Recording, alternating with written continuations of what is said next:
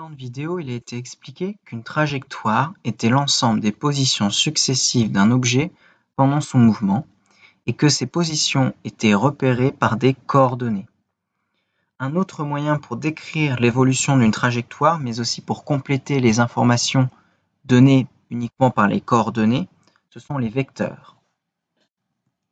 Donc tout d'abord, le vecteur déplacement. Donc le vecteur déplacement nécessite de considérer deux positions successives, donc très proches.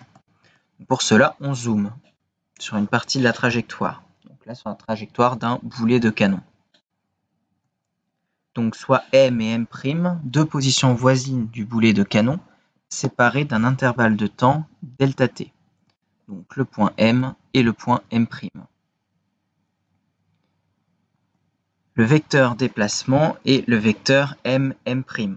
C'est un segment de droite orienté joignant les deux positions voisines du système lors de son évolution au cours du temps.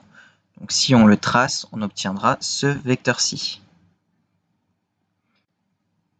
On peut ajouter que sa direction sera toujours celle reliant les points M', qui doivent être très proches, que son sens sera toujours celui du mouvement. Sa longueur sera toujours M'. Ensuite, on peut définir deux vecteurs vitesse. Donc le premier est le vecteur vitesse en un point précis.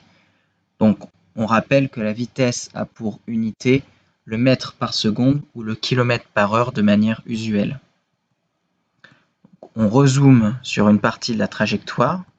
Donc on redéfinit les points M et M'. Le vecteur vitesse au point M sera Vm égale le vecteur M' sur le temps nécessaire pour parcourir la portion de trajectoire M'. La direction sera toujours celle de la droite M'. Son sens sera celui du déplacement, donc là de M vers M'. Et la norme de ce vecteur vitesse sera la distance M', divisée par l'intervalle de temps séparant les deux positions. Le problème qui se pose avec ce vecteur vitesse en un point M est qu'il nécessite des positions infiniment proches, sinon le vecteur vitesse tracé n'aura pas la bonne direction, qui est celle de la trajectoire. En pratique, on utilise plus souvent le vecteur vitesse moyenne. Le vecteur vitesse moyenne au point M, qu'on redéfinit 3 points, le point M, un point précédent M1 et un point après le point M, M2. Donc les points M1 et M2 sont les extrémités de la portion de trajectoire que l'on considère ici. Donc le vecteur vitesse au point M, qui est le vecteur vitesse moyenne, qui est égal au vecteur déplacement de M1 vers M2 divisé par l'intervalle de temps delta t 1, 2, qui est le temps nécessaire pour parcourir la portion de trajectoire séparant le point M1 du point M2. La direction de ce vecteur vitesse moyenne sera celle de la droite reliant les points M1, M2. Son sens sera celui du mouvement et la norme sera la distance M1, M2 divisée par l'intervalle de temps séparant les positions M1 et M2. Attention, le point d'application de ce vecteur sera bien le point M. Si on le trace, on obtient ce vecteur. Sa direction est donc bien celle de M1, M2. En revanche, sa norme peut être inférieure à MM2 ou supérieure à MM2 en fonction de la vitesse du système que l'on étudie.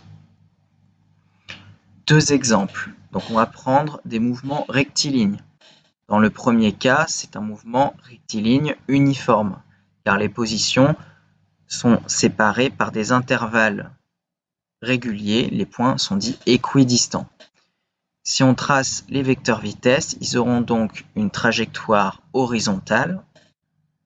Le sens sera celui du mouvement, donc de gauche vers la droite, et la norme du vecteur vitesse sera constante à chaque position. On obtiendra alors C vecteur vitesse.